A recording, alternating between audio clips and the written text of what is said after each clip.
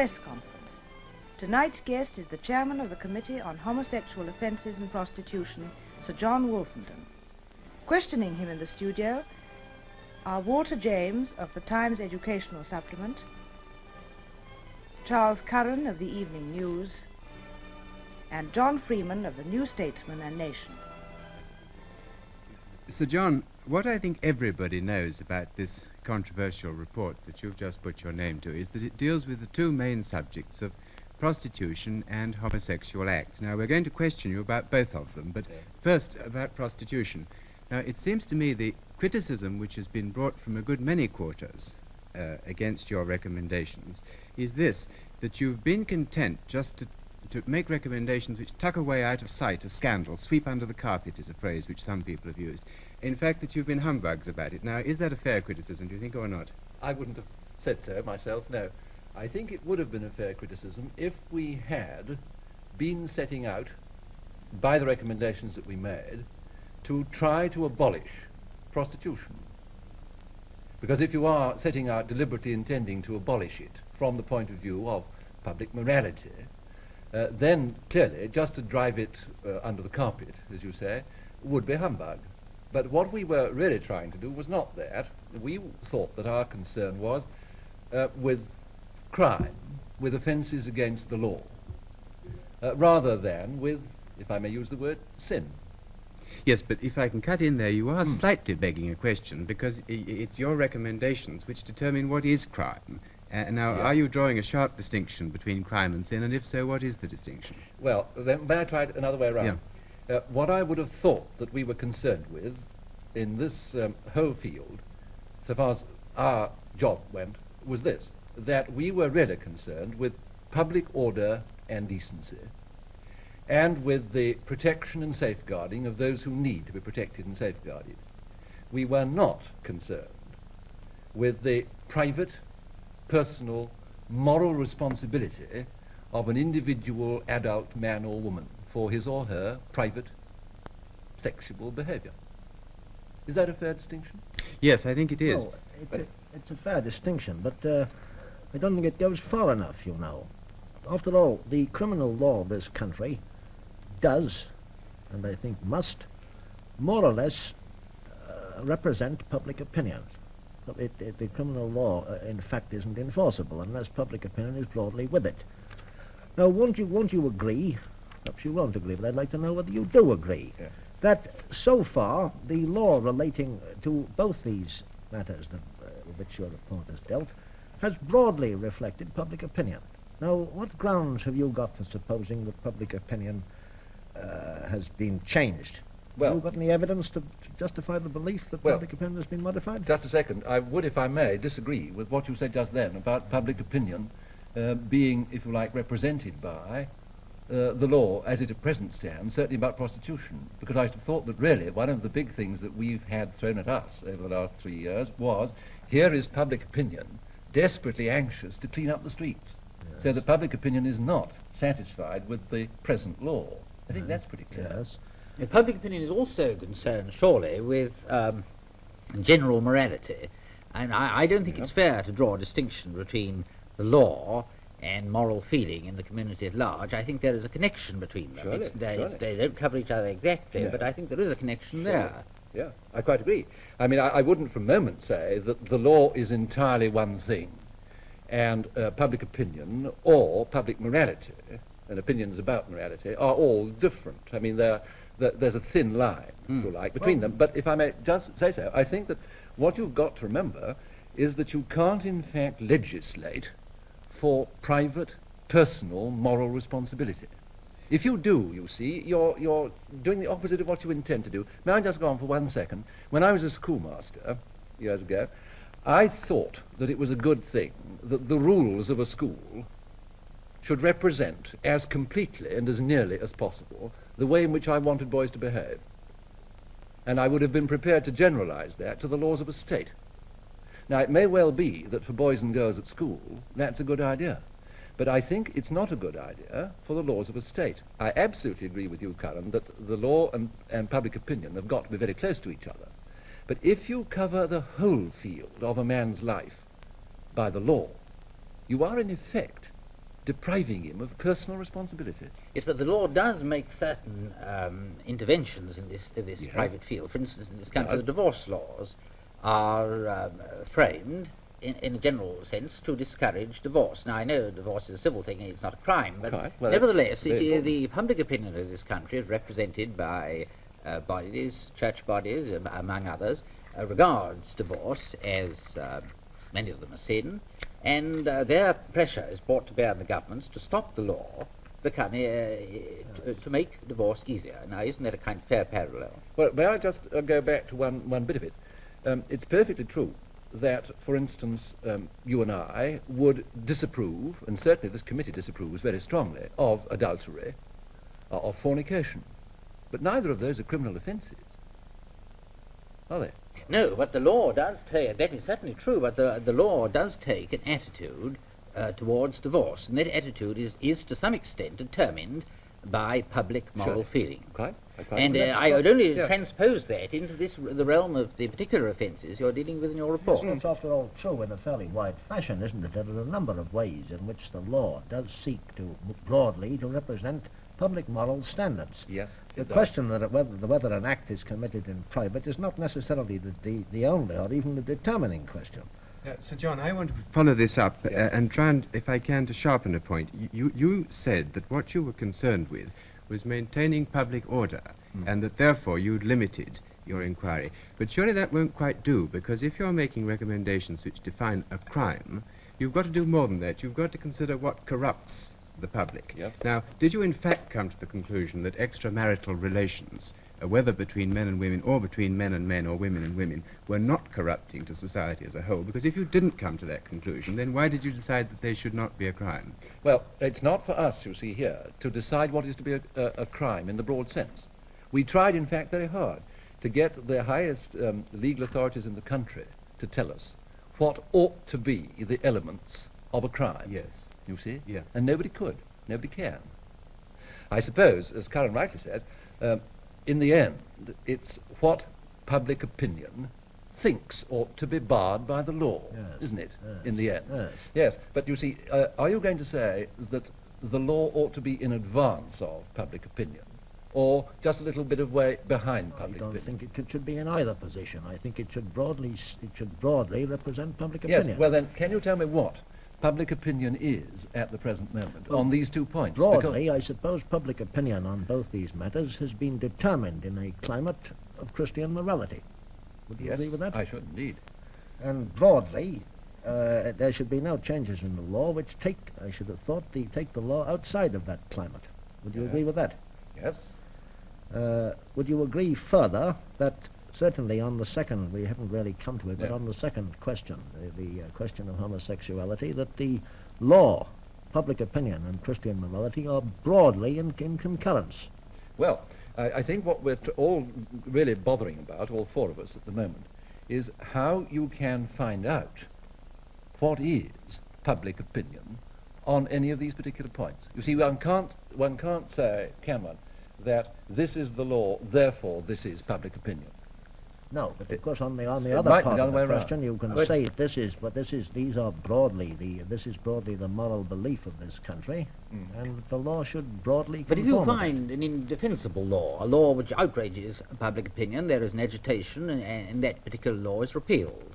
And it's fairly clear. I mean, I think when public opinion has very clear feeling, that it expresses itself. Do you agree with that? Would Well, you it does. accept that? It does against laws that it doesn't like, as we all know about prohibition in America, for instance, don't we? Let's come to one or two slightly more detailed questions about the recommendations you have made. Because, for instance, supposing that on the problem of prostitution you're concerned mainly with public order, now several people have pointed out that you haven't dealt with the problem of what's sometimes called the curb crawler, the man who goes about trying to solicit women. Now, why deal with women and not with the men who solicit them? Well, actually, if you want to, you can deal with the men who solicit women now, under the law. There is, in fact, a law which says, it's part of the last consolidation of this sexual legislation, there is, in fact, a perfectly clear possibility of running in a man who solicits or importunes. It doesn't say what sex of person he solicits or importunes, and in the yes. past it's normally been used for homosexual solicitation. Yes. But there's no earthly reason why it shouldn't be for But may running I in. follow this question? You're saying that broadly the law shouldn't concern itself with what people do in private, what adults do Broadly, in private. yeah. Very well. Supposing that a man and a woman make an agreement in private, without any coercion on either side, that the man shall receive money which the woman obtains by prostitution. Are you asserting then, as I suppose you must by reference to your own principle, that a man who takes money from a woman received in prostitution, so long as she gives it to him as a consenting party, ought not to be made answerable to the law? No, I'm not saying that. Why because- not? Because, if I may say so, you jumped a stage.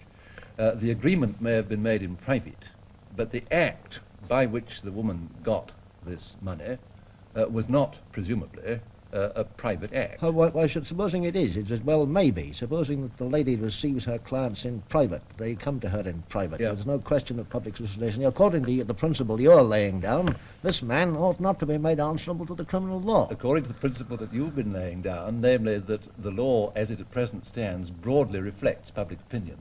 You haven't forgotten, have you, that prostitution is not in this country a criminal offence? No, but that, of course, is a different question. On the I'm asking contrary. you to deal with the question, the specific question, whether, since you say that acts committed in private by consenting adults should not be made answerable to the criminal law, why you do not go further and assert that a man who takes money from a prostitute, voluntary, a woman which he gives him voluntarily, why such a man should also not be exempt from the criminal law? Well, I think there we come to a slightly different principle.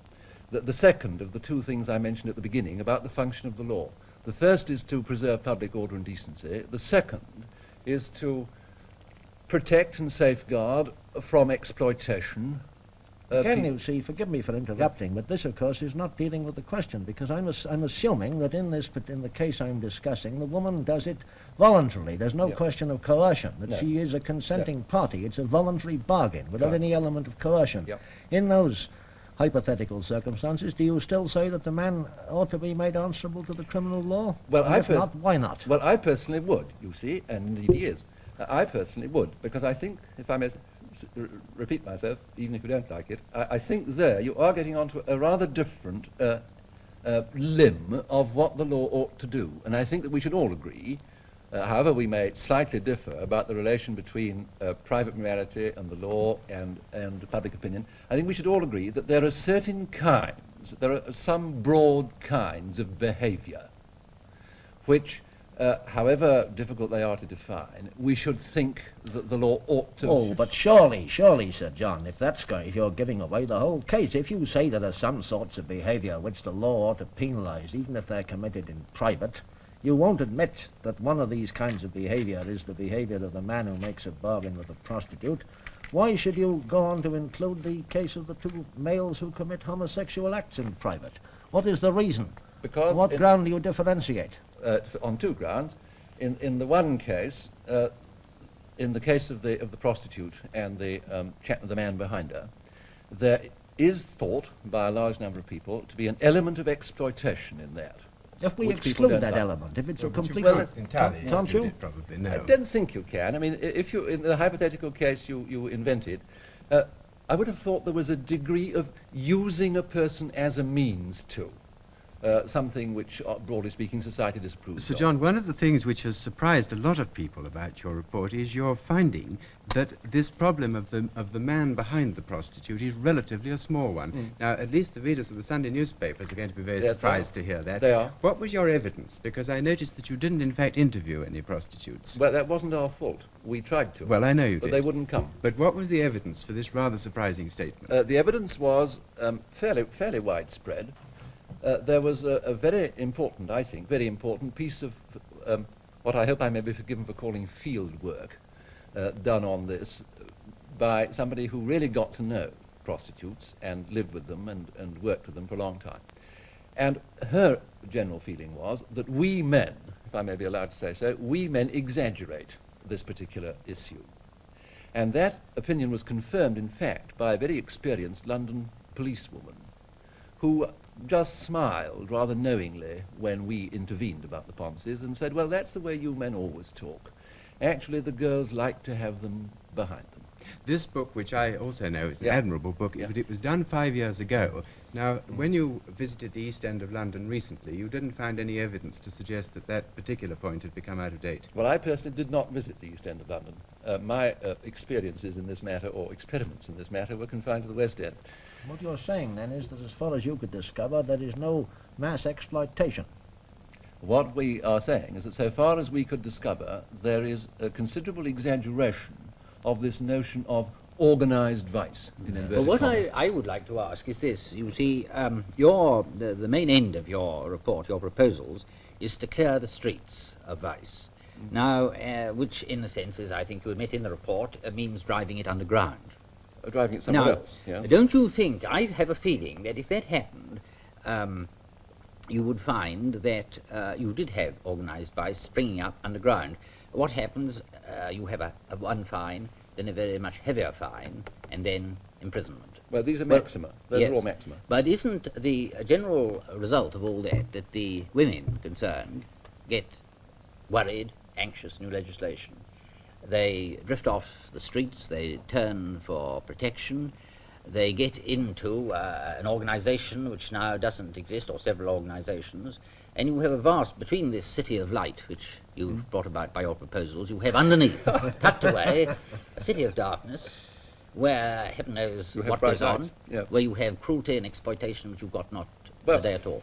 That is, of course, as we said, that is a possibility. I don't, if I may say so, think that it would be quite like that, because I think, as you admit, you've drawn the black and the white, rather black and rather white. I think that it really turns on what you mean by organised and how far you object to its being organised. I mean, organised in the sense in which I was using it just now, in inverted commas with capital letters, is this suggestion that there's a great organisation which runs a lot of terrified slave girls who daren't do this, that, or the other. The evidence was, I can only say what the evidence was that the relationship usually is one of mutual support and is voluntarily entered into. And Yes, you're Sir still John, in Sir favour, John, Sir John, I are you? must just ask Sir John now if he will turn from the cities of light and darkness to the cities of the plain, because there's another Oh, subject yes, we've got right. to talk about. Yep. Look, the recommendation you've made about the laws of homosexuality, there's a key question, I think, here, and it's this. Do you think that by reducing the danger of adult males committing homosexual acts, you're in fact encouraging the spread of homosexuality? Because from society's point of view, that seems to me to be a crucial question.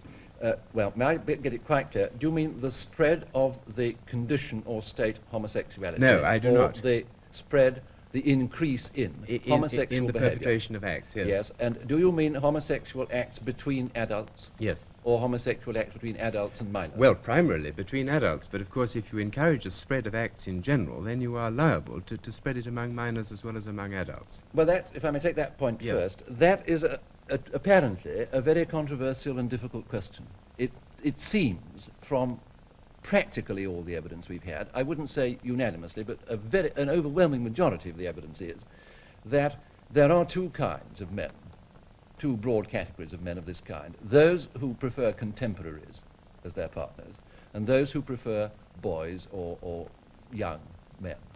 And that very seldom do the two overlap.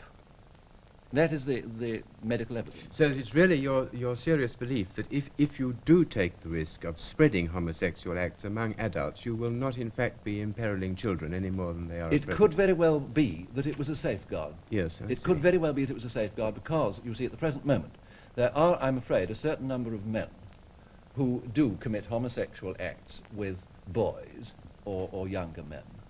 And they, of course, will still be liable to the law. There's no doubt about that. If the homosexual acts between adult consenting males in private were no longer criminal, there would be no temptation to the man of that sort to go to boys as they might now. But there would, of course, as your dissenting member Yes, of the committee indeed. pointed out, be an increase of a favourable atmosphere, or there That might is so. be, yes. That is so. Favourable in this sense, again, that I don't think, if I may come back to this point where we started almost, I don't think that any of us who signed this report, I think I can speak for everybody, I don't think any of us who signed this report want to be thought to be approving or condoning, in a moral sense, homosexual behaviour.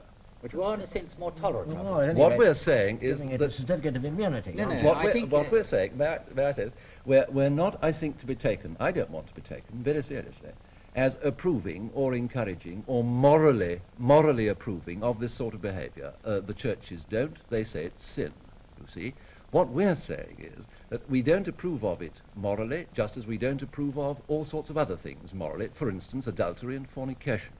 But we don't see why this particular form of sexual misbehaviour, as distinct from adultery, fornication, lesbianism, all the others, we don't see why this particular form of sexual behaviour, which we regard as, most of us, as morally repugnant, why that and that only should be a criminal offence. Tell me, supposing you take that position, is there any argument for exempting homosexuality committed in private from criminal penalties that isn't just as good an argument for similarly exempting incest? Are you in favour of abolishing similarly the legal penalties on incest? No, Why I'm not?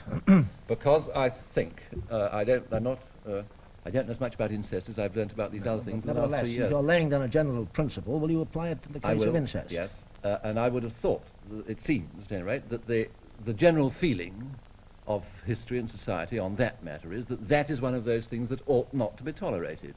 Oh, but that, of course, is not a principle at all. You're saying a general principle. You're saying there's a general feeling, isn't there? It would be easy enough to find a great deal of general feeling which is just as strong against And homosexuality. I suppose it would be just as easy Surely. to find a certain number of societies in which incest was tolerated. I think it is a not true in Christian deduction. society, I mean, I certainly. don't think I'm out of sympathy with this recommendation in your report, but surely it is a true deduction from it that you feel that the public temper, the public feeling about morality, is rather more tolerant of this unfortunate strain in some people's characters. Now, I think that's true. Rather more tolerant than it used to be. Yes. I mean, yes, I think that's true. Yes. And I mean, I think if I may go back to Curran's point, I mean, it could be the case, couldn't it, that this is this report of ours could be, in fact, an indication, a reflection of a change which is taking place in the public opinion about this particular Yes. thing, Keep so that on it might be. Talking, you know, Sir John, about changes in public opinion, but what evidence have you got that there are changes in public opinion about homosexuality? On what grounds, if any, do you base these assertions about public opinion changing? Well, I've been very careful, or at least I've tried very careful, not to make assertions about public opinion, because in this document we say it's a terribly difficult thing to pin down. But you tell me that about public opinion in relation to incest and which you distinguish Yeah. from public opinion in relation to homosexuality. And then you tell me when I ask you on what you base all this that you're careful not to make any assertions about public Well, opinion. I'm going to cut in at that point because we've only got really time to put one more question to Sir John, and I want to ask him one word about the future. You've put your hand to this report, which is certainly going to be a subject of controversy and public discussion for many, many months. Now you've finished it. Do you feel you've laid aside a disagreeable task, or do you feel that you've got a tremendous job of public opinion, of public propaganda to do, precisely in order to educate public opinion? It is relevant to Curran's question, after all. What do you feel now about the future? Well, it's very hard to say. I'm tempted to say, I really am very much tempted to say, that I've had enough of this particular topic over the last 3 years. But I think it's a sort of thing that one can't escape. It sounds most frightfully smug thing to say, I suppose, but I mean, we have put a fair amount of work into this. We have, some of us, learnt a great deal. The whole committee lived through the whole of this learning, and it's very hard, having got as far as this in a subject, just to drop it and throw it away and say, well, I've done that, it's no more concern of mine. I shall have very great pleasure, if I may, in conducting further conversation with Curran, and possibly doing a little bit of... Perhaps I'll have the same luck. Yeah, surely.